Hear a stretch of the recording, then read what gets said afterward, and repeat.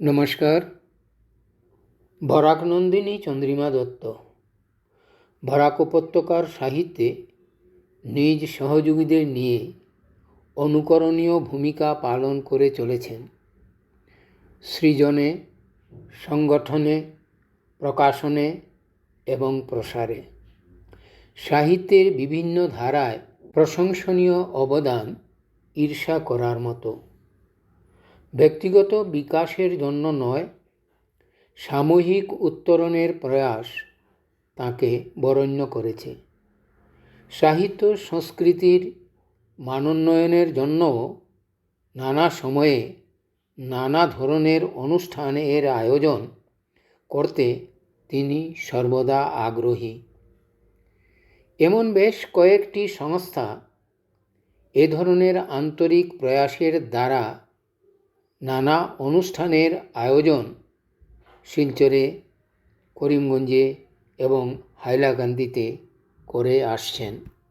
এতে করে বহু সাহিত্যপ্রেমী সৃজন, মনন, আলোচনা কর্মে উৎসাহিত ও অনুপ্রেরিত হচ্ছেন। সাহিত্য মননশীলতা, নিরপেক্ষতা, শুচিতা, সাহসিকতার অনুশীলন দ্বারা জনকল্যাণমুখী এক সাধনা। সেই অর্থে সাহিত্য স্রষ্টা অন্বেষী এবং তপস্বী যদি বলা হয় তাহলে বোধহয় অত্যুক্তি হবে না। নিজেকে গড়ে তোলার জন্য যে শ্রম, তিতিক্ষা, নিষ্ঠা এবং নিরন্তর প্রয়াসে তাঁরা নিজেদেরকে নিয়োজিত করেন, এজন্যই তারা সর্বজন শ্রদ্ধেয় হন। জীবন চলার পথে পথিককে বিচিত্র অভিজ্ঞতার সম্মুখীন হতে হয়। কবি যেহেতু সংবেদনশীল, তাই তার অনুভূতির ব্যাপ্তি ব্যক্তি থেকে সমাজ, জাতির প্রতিজনের অভিজ্ঞতার দ্বারা ঋদ্ধ হয়। অন্যের ভাবনা চিন্তাকেও তিনি নিজে অনুভূতির দ্বারা উপলব্ধি করতে পারেন। ব্যক্তিগত অনুভূতিকেও সর্বজনীন করার কৌশল কবি যত আন্তরিকভাবে চেষ্টা করে তুলে ধরেন, পাঠক ততই তার প্রতি আকৃষ্ট হয়।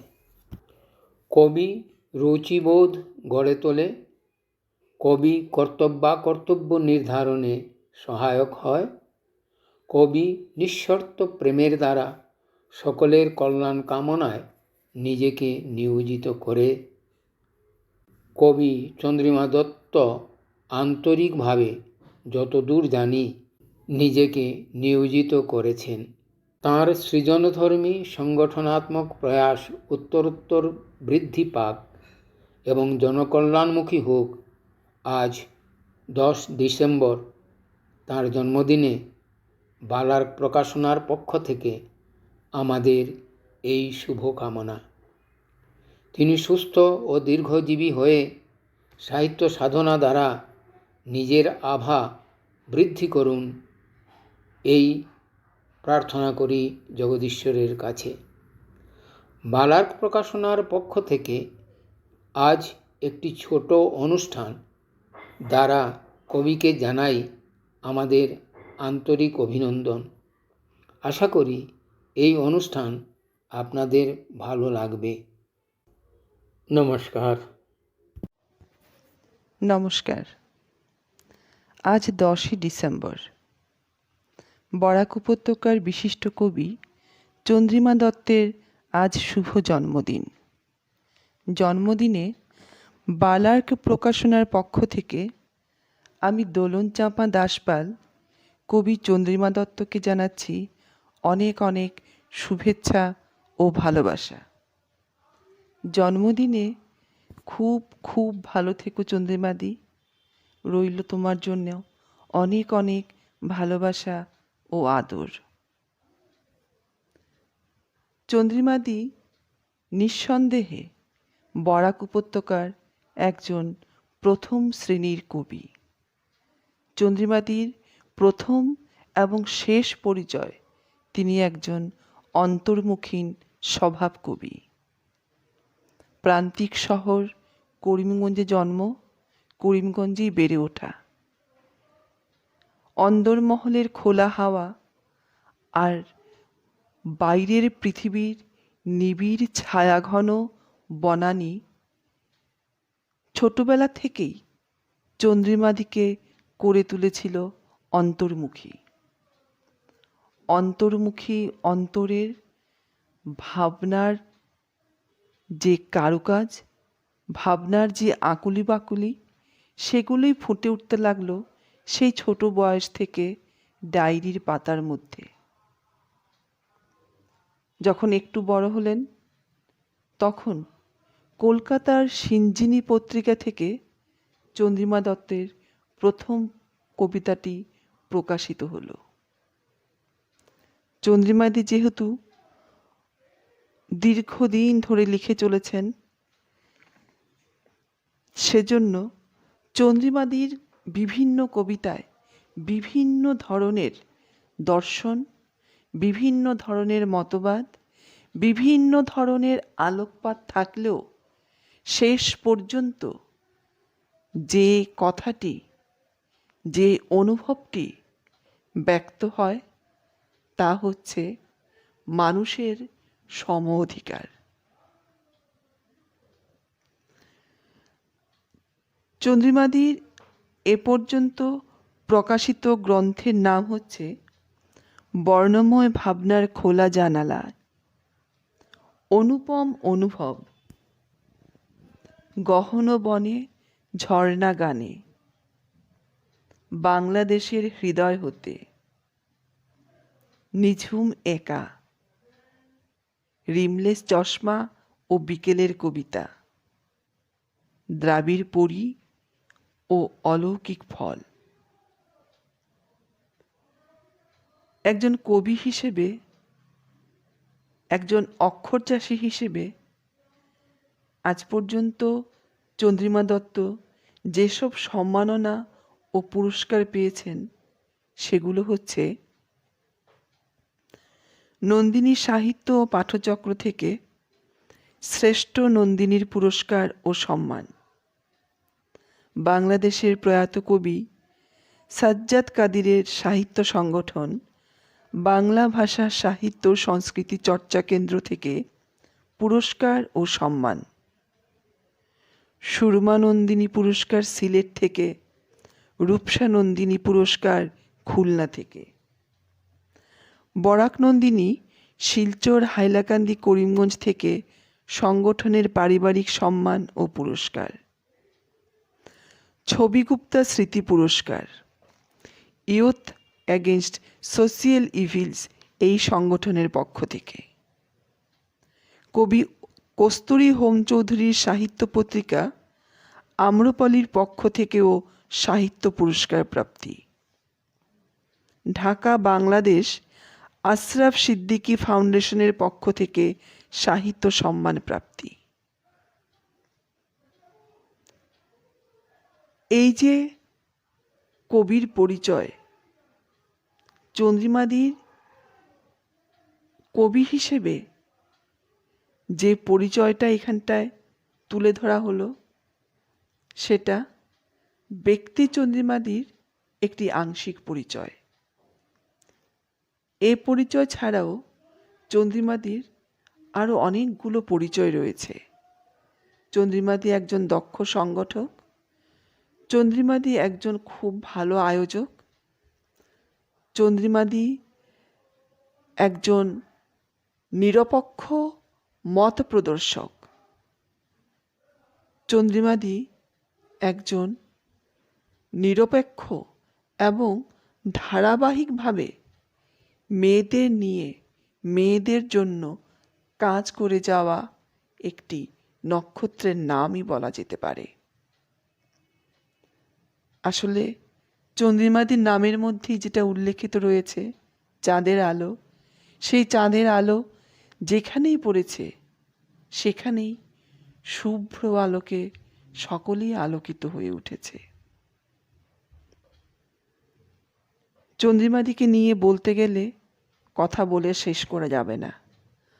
যেহেতু কম সময়, তাই আমাকে এখানেই থামতে হচ্ছে। তবে যাবার আগে পাঠ করছি কবি চন্দ্রিমা দত্তের একটি কবিতা। কবিতার নাম প্রাচীন ডাক।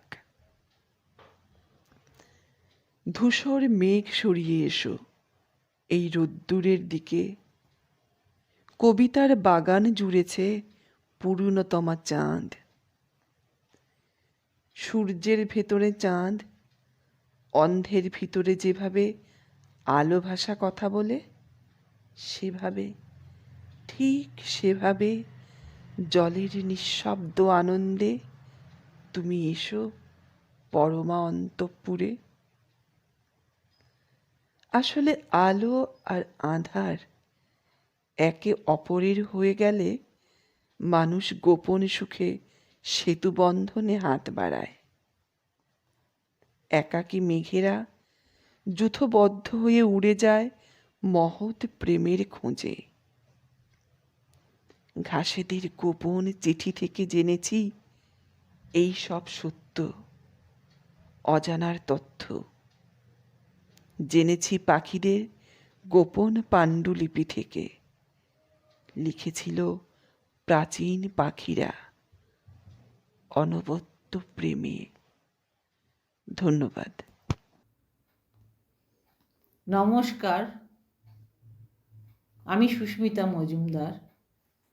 কবি চন্দ্রিমা দত্তের জন্মদিনে তাকে শুভেচ্ছা জানিয়ে তারই রচিত একটি কবিতা পাঠ করছি। কবিতাটির শিরোনাম লণ্ঠন শিখা বাড়াও। অলস রাতের জঠরে এক ভৌতিক ছায়া, সে কি আমি না আমার কায়া? হিরণময় ওই লণ্ঠন তুলো, ঝিম ধরা আলোয় যদি কিছু বা বুঝতে পারি, এ তুমি না আমি, নাকি ছায়ারই কারসাজি? এমনও তো হতে পারে ধার নিয়েছে ওই ছায়া তোমার আমার অন্ধকার সত্তা। হতে পারে নষ্ট জোয়ার তো এসেছিল হিরণময়, দেখো সেই নিপাট নাও আজ ভেঙে পড়ে কত কবর রচিত হয়েছে। চিতা দাউ দাউ মোহনার ধারে, সেদিনের স্বপ্নময় রাতের জঠরে। যদিও একলা চলরে এই জীবন, আজ বাস করে আলোর খুব কাছে, তবুও একক জীবনে যে ছায়া ঘনাইছে, ওই ছায়া বৃত্তান্তে কারা বা কে? লণ্ঠনের শিখাটি বাড়াও হিরণময়, দেখি যদি স্মৃতি কিছু কথা কয়। নমস্কার। নমস্কার, আমি স্বাতিলেখা রায়। আজকে 10ই ডিসেম্বর 2023, আমাদের অত্যন্ত প্রিয় দিদি কবি চন্দ্রিমা দত্তের শুভ জন্মদিন। তাকে আমার প্রাণ ভরা শুভেচ্ছা জানাই, প্রণাম জানাই। তারই লেখা একটি কবিতা আবৃত্তি করে তাকে আমার হৃদয়ের অর্ঘ্য নিবেদন করতে চাই। কবিতার নাম দেখা হবে প্রেমিক তীর্থে।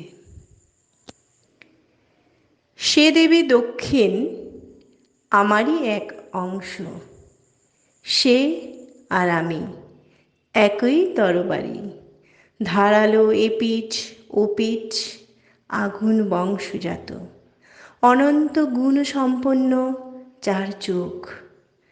চার চোখ খুঁটি যদি, ঘর তবে এক, ঘর এক, রীতি নীতি ভিন্ন, চার শক্ত খুঁটি। জন্ম জন্মান্তরের মেধা নিয়ে, শিকড় সূত্রে, মায়া সূত্রে, অযৌন সূত্রেও, সপ্তডিঙ্গা মধুকরের বাণিজ্য সূত্রে, আজ অন্য বন্দরে সভ্যতার বনে বিভাজিত জীবনের বিভাময় হরিণী। সে দেবী দক্ষিণ আমারই ঢেউ, তার ঠোঁটে আর বাসি খোঁজে আমার সুর। যে ভোর আজানময়, যে বাতাসে রেখে যাই দূরগামী প্রার্থনা তরঙ্গ, অনাবিষ্কৃত চন্দ্রিমা নগরীতে যাত্রা আমাদের। আসাম দক্ষিণে রেখে যাব আরও দূর ধূসরে, সে দেবে দক্ষিণ, হয়তো সমুদ্র পেরোবে, আমিও বরফ পাহাড়ই। একই অংশ আমরা, ছোট্ট ডিঙির সুজন, আমূল তোলপাড় নিয়ে দেখা হবেই রঙিলা প্রান্তরে অথবা প্রেমিক তীর্থে। ধন্যবাদ, নমস্কার।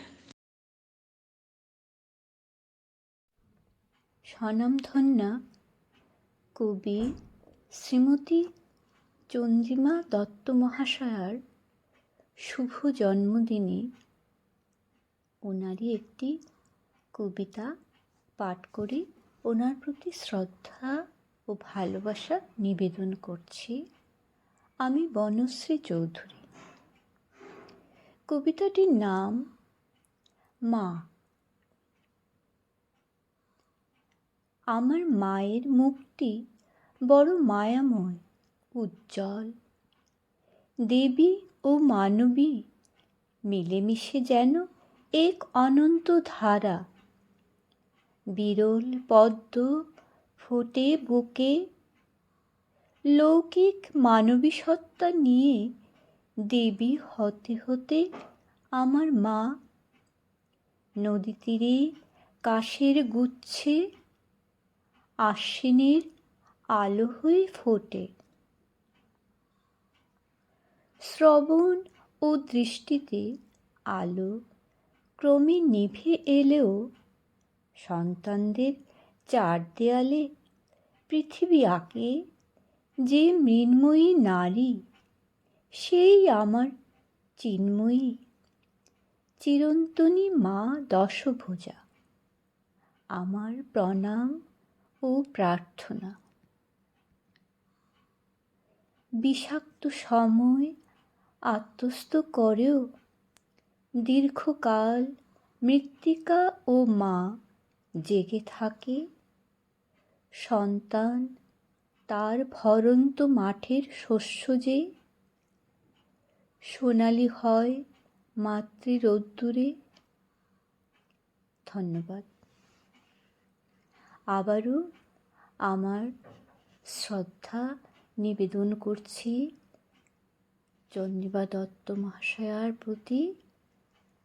প্রতি বছর এমনি এই দিনটি সুন্দর উজ্জ্বল হয়ে উঠুক ওনার জীবনে। नमस्कार। कवि चंद्रिमा दत्त जी को उनकी जन्मदिन की बधाई देते हुए उन्हीं की कविता लालटेन की शिखा बढ़ाओ पाठ कर रही हूँ मैं, सीमा स्वर्णकार। लालटेन की शिखा बढ़ाओ। अलस रात के जठर में एक भूत ही छाया, वो क्या मैं हूँ या मेरी काया। हिरणमय वो लालटेन उठाओ, झिमने वाले प्रकाश में अगर कुछ समझ सकूं, ये तुम हो या मैं, न है छाया की चतुराई। ऐसा भी तो हो सकता है उधार ली है वो छाया, तुम्हारी और मेरी अंधकार की सत्ता। हो सकता है नष्ट ज्वार तो आया था हिरणमय, देखो वो नाव टूटकर पड़ी हुई है। कितने कब्र रचे गए हैं जल रही चिताएं मोहना के पास। उस दिन के सपनमय रात की जठर में यद्यपि एकला चलो रे है ये जीवन। आज प्रकाश बहुत करीब रह रहा है, तो भी एकक जीवन में जो छाया घनीभूत हुई है, वो छाया वृत्तांत में कौन लोग और कौन लालटेन की शिखा को बढ़ाओ हिरणमय। देखें अगर स्मृति कुछ बातें करे। धन्यवाद। नमस्कार। आदरणीय चंद्रिमा दत्त जी के जन्मदिन पर हार्दिक बधाई। पाठ करने जा रही हूँ उनकी ही बंगला कविता का हिंदी अनुवाद। मैं वंदना वर्मा। कविता का शीर्षक है मैं नवंबर से कहती हूँ। लो मेरे सहज स्वप्न, बदले में मुझे सिखलाओ चतुराई। मेरे हरे स्वप्न के हंतारक को वह मिट्टी, उसे क्षमा कर दी हूँ एक शर्त पे। वह लाल दुपट्टा जला देना। मैं मुझको हर दिन भूल जाती हूँ। बगावत पर हर रात जलती है, बस कागज और कलम ले जागती हूँ। नवंबर मेरा प्रिय हेमंत, तुम्हारे पास रखी हूँ मेरी सारी गोपनीयता। मेरी आग अस्त व्यस्त दावानल, जल रहा है चंदन का दीर्घवान। धन्यवाद। दूसरी कविता मुलाकात होगी प्रेमिक तिथ में। वह देवी दक्षिण मेरा एक ही अंश है। वह और मैं एक ही तलवार है। दोनों ओर है धार अग्निवंश जात। अनंत गुण वाली चार आँखें। चारों आँखें अगर खूटी है तो घर है एक। घर है एक, रीति रिवाज भिन्न। चार समर्थ खूटियाँ। जन्म जन्मांतर की मेघालय, जड़ के संपर्क से, माया के संपर्क से, अयौन संपर्क से, सप्तडिंगा मधुकर वाणिज्य संपर्क से, आज अन्य बंदरगाह सभ्यता के मन में विभाजित जीवन की विभामयी हिरणी। वह है देवी दक्षिण मेरी ही लहर। उसके होठों पर है बंसी, ढूंढती है मेरा सुर। भोर जो है अजन्मय, वही हवा में आँख रख जाती हूँ।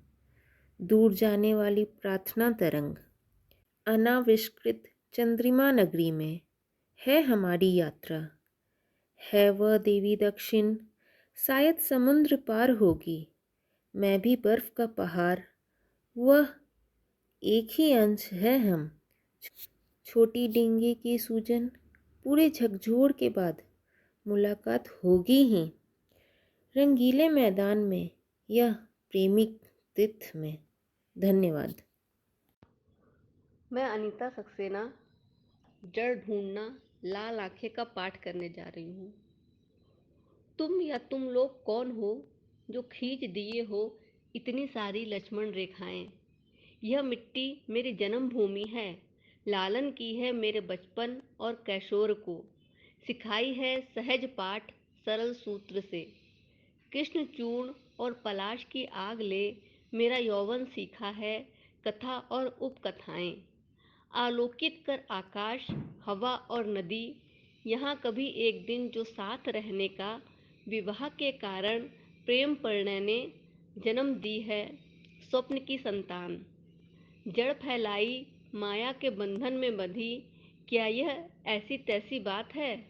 केवल बंजारों की यात्रा जीवन की खोज में। आश्चर्य लिगेसी डेटा की खोज में। तब राष्ट्र तुम सन्यासी बन जाओगे। सात पुरुष की मीठा माटी का सूत अंध समय में रखा है एक गूथ कर। समय तो बहरूपिया है, तुम्हें तो पता है। तो क्यों तितर बितर अतीत ढूंढना? देशद्रोहियों को ढूंढो बुद्धि और संतता के सटीक चाल से। हमें रहने दो शांति से हावड़ नदी और फसल के सुनहरे मैदान में। हमारी सारी लिगेसी डाटा जग रही है वह वक्र कुशियारा के तटों पर, पहरेदार जड़ को। धन्यवाद।